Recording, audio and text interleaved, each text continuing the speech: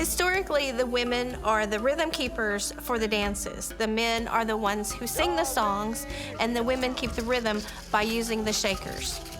The women with the older type of shakers, such as the deer toes or the turtle shells, hold an important place in the dances because they have earned the right to wear those.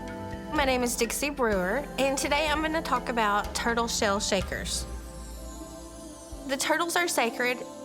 There is a story about how the world was created on the back of a turtle shell by the crawfish bringing up mud from the bottom of the ocean.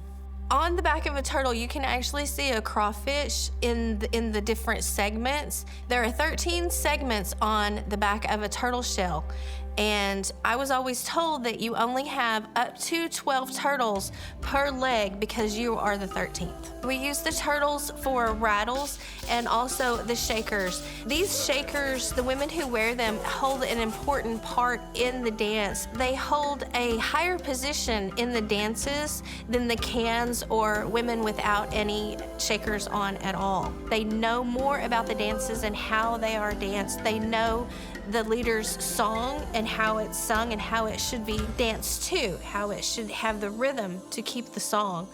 And so we hold those people in a higher position than those that are just beginning.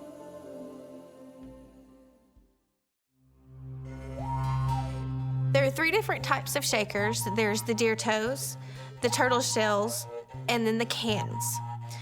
The turtle shells are very important to me because I was always taught that you had to earn them. You had to learn how to dance before you could wear the turtle shells because they're so important. These are box turtles.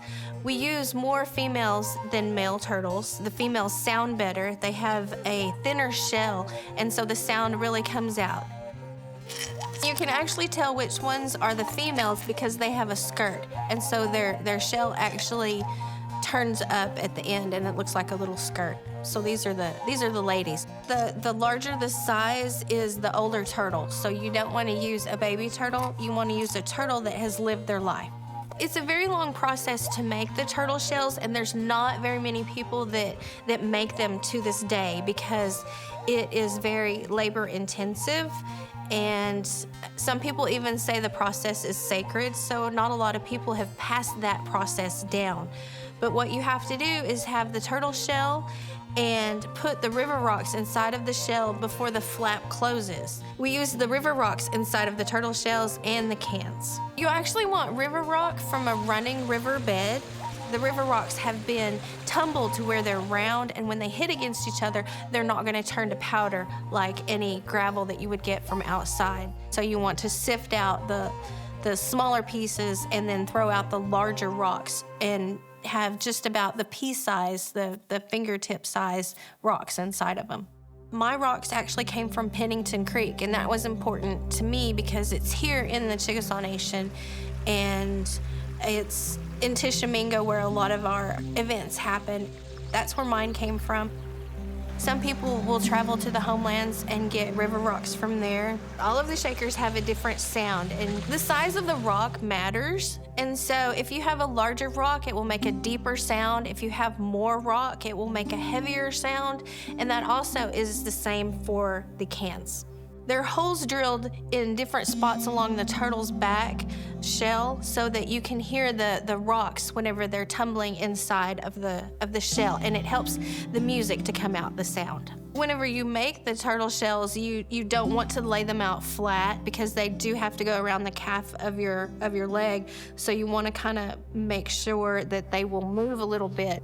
I always tell people whenever I'm teaching them how to dance and how to put on the shells, you want a bare leg because you want to wrap a towel or some type of material around your leg. The tighter you can get the towel, the tighter you can get your turtles. And you want your turtles very tight because if they fall, they will fall on top of your foot, and it does hurt.